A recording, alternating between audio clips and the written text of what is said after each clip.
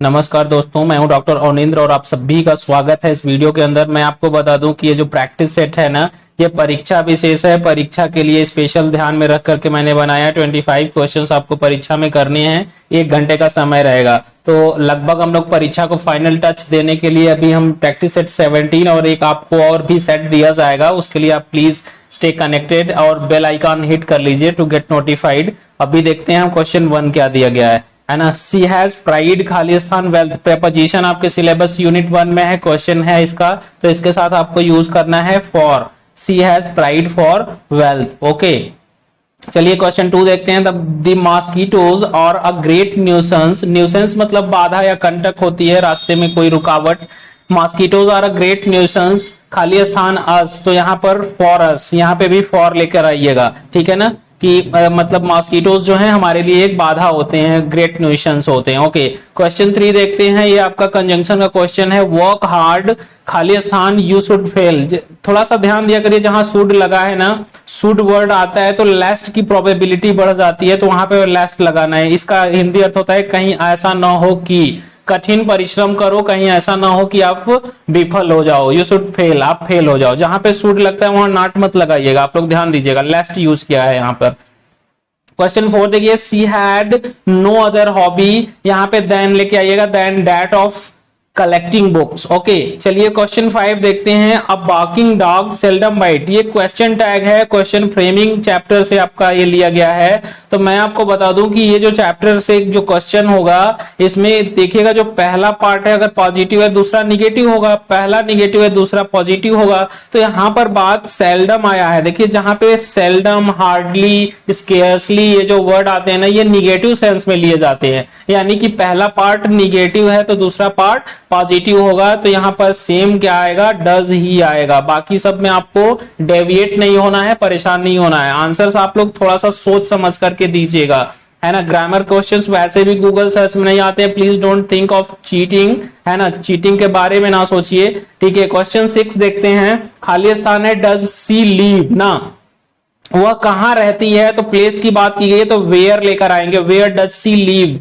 ये आपका right answer होगा। 7 देखते हैं। 7 में दिया है कि द नंबर ऑफ बॉयज 50, तो बात यहां पर बॉयज की नहीं की गई है, बल्कि हम नंबर मतलब लड़कों की संख्या 50 है ना, तो संख्या का मतलब ये सिंगुलर नंबर में है, तो इसके साथ आप क्या लेकर के आएंगे, इट इज क्वाइट क्लियर, आप इज लेकर आएंगे कि the number of boys is 50, right, ये लड़कों की संख्या 50 है। 30 किलोमीटर, जब भी हम एक लॉन्ग डिस्टेंस की बात करें, 30 किलोमीटर एज अ होल, मतलब सबको मिलाकर के हम बात एक डिस्टेंस की कर रहे हैं, तो भी इज लेके आएंगे आप, तो 30 kilometre is a long distance. Okay, is लेकर आइएगा। 9 देखते हैं। In his childhood he play cricket, मतलब क्या लाना है, प्ले, प्लेइंग, प्लेज या डी, ऑप्शन 4 है ना, तो इसमें से आपको लाना क्या है, क्योंकि इन हिज चाइल्डहुड यानी पास्ट टाइम की बात की गई है, बीते समय की बात की गई है, तो वाक्य को आप पास्ट इंडेफिनिट टेंस में लेके जाइएगा, तो वर्ब की सेकंड फॉर्म वहां पर आती है, तो हो जाएगा played, he played cricket. Okay, चलिए इस पैसेज को रीड कर लीजिए फटाफट से, और मैं आपको बता दूं कि इसमें थोड़ा सा एम ऑफ साइंस की बात की गई है, कुछ वर्ड्स को आप लोग थोड़ा सा ध्यान दिया करिए, और इन सारे वर्ड से एंटोनिम, सिनोनिम्स, प्रेपोजिशन, ये आपका, और प्रीफिक्स, सफिक्स, ये सब पूछा जा सकता है। तो प्रिविलेज, डेमोक्रेसी, ये सब कुछ नए वर्ड्स आपको यहाँ पे मिल रहे हैं, इनका मीनिंग आपको थोड़ा सा पता होना चाहिए, तभी आप आंसर कर पाएंगे। आइए मैं सॉल्यूशन देता हूं अगले क्वेश्चंस का। देखिए क्वेश्चन 10 बोल रहा है ना, गिव वन वर्ड फॉर, मतलब ये जो इन्वर्टेड कॉमा में रखा है, a system of government, a system of government in which all the people of country can vote to elect their representatives, मतलब कि एक ऐसी देश की सरकार है जिसमें हर व्यक्ति को वोट करने का, मत देने का अधिकार हो अपने प्रतिनिधि को चुनने के लिए, तो उसे क्या कहते हैं, इसे डेफिनेटली डेमोक्रेसी कहते हैं, न कि ऑटोक्रेसी या ब्यूरोक्रेसी कहते हैं। ब्यूरोक्रेसी मतलब नौकरशाही, ऑटोक्रेसी मतलब कि एक व्यक्ति के हाथ में absolute power in the hand of a single man, है ना, तो ये बात हो जाती है। 11 देखिए। Which of the following words means the same as privilege. Privilege मतलब स्पेशल राइट, विशेष अधिकार होता है, तो इसके लिए मैं आपको बता दूं कि चाहे एडवांटेज यूज करो, राइट यूज करो, प्रेरोगेटिव्स, मतलब ये सभी एक विशेष अधिकार का सेंस दे रहे हैं, यानी कि ऑल ऑफ द एबव होगा यहाँ पर। बहुत ही इंपॉर्टेंट क्वेश्चन होने वाला है परीक्षा के लिए। आप चीजों को समझा करिए और अच्छे से समझिए, और कोई डाउट है तो कमेंट करके बताइए। 12 देखते हैं कि give the synonym of stable. Stable word का आपको क्या करना है, एक सिनोनिम लेके आना है। तो स्टेबल का मतलब होता है फॉर्म। ओके, यहाँ पे फॉर्म लेके आइएगा, दृढ़। ओके, दृढ़ मतलब स्टेबल, जो टिकाऊ हो। ओके, 13 देखते हैं, choose the antonym of decent. Decent मतलब शरीफ या समथिंग ऑफ गुड क्वालिटी के सेंस में यूज होता है। तो उसके लिए जो यूज होगा, डर्टी भी इसका एंटोनिम होगा। कोर्स मतलब घटिया, खराब सेंस में यूज होता है। तो यानी कि बोथ ए एंड बी इसका आंसर सही होगा। आप केयरफुली आंसर देंगे तो आप कर ले जाएंगे सारी चीजें। देखिए 14 है, select antonym for the word multitude. Multitude मतलब भीड़ होती है, मोर देन वन के सेंस में। तो इसका उल्टा अर्थ आपको क्या देगा, सिंगल ना। आप आगे आइए, 15 देखिए, which of the following prefix can be used with the word decent.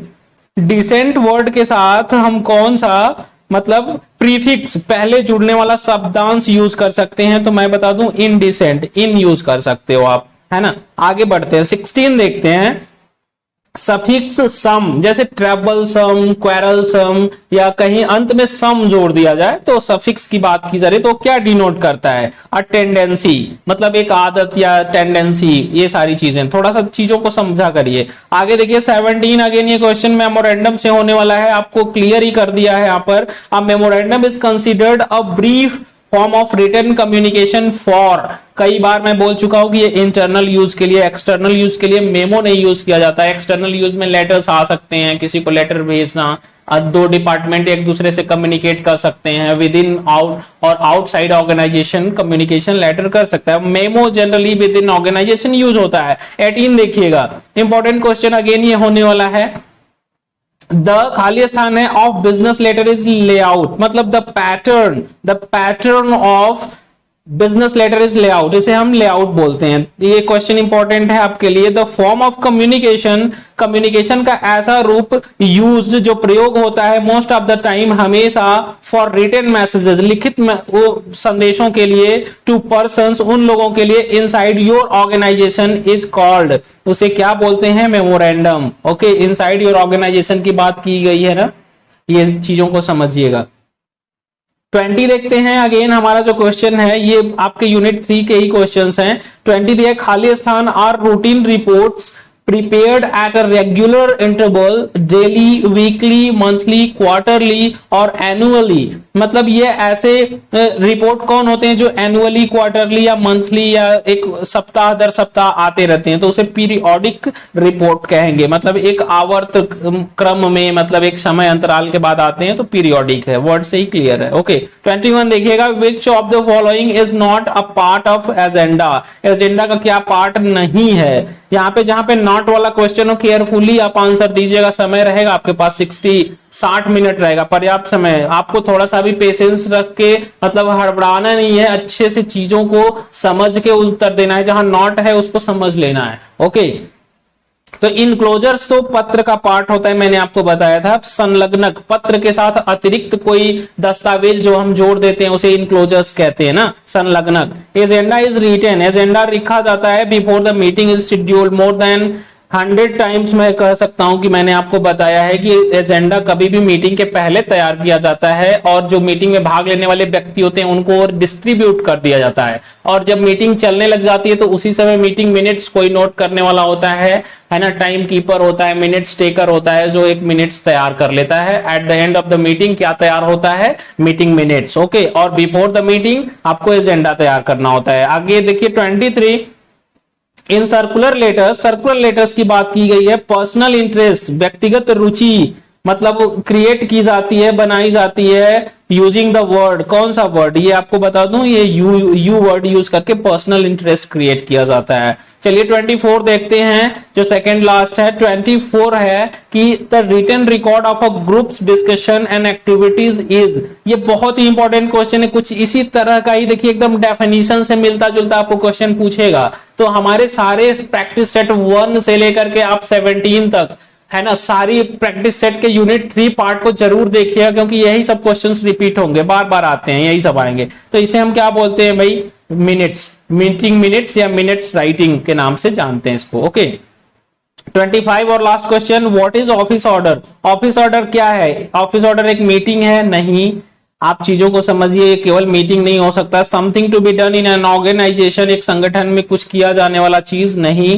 N order issued by employer, एक ऐसा ऑर्डर जो एक एम्प्लॉयर इश्यू करता है या सीनियर एम्प्लॉयज इश्यू करते हैं, उसी को कहते हैं। यानी कि इसका जो सही आंसर होगा, ये आपको क्वाइट क्लियर है आपके सामने कि ये ऑप्शन 3 होगा, ये सी जिसे कहेंगे, an order issued by employer और सीनियर एम्प्लॉयज। देखिए कहीं ना कहीं से मैं यहाँ पर ऑफिस ऑर्डर का डेफिनेशन भी आपको रिकमेंड कर दिया हूं, तो आप चीजों को समझिए प्लीज। आपके पास अब समय नहीं है, कल आपको एक लास्ट वीडियो अपलोड की जाएगी, उसको देखिएगा। You all have my best wishes and blessings as well. Gold classes से आप सभी को ढेर सारी शुभकामनाएं कि आपका पेपर अच्छा हो, और मैं आप सभी के लिए एक और लास्ट सेट दूंगा जिसके लिए आप लोग जुड़े रहिएगा।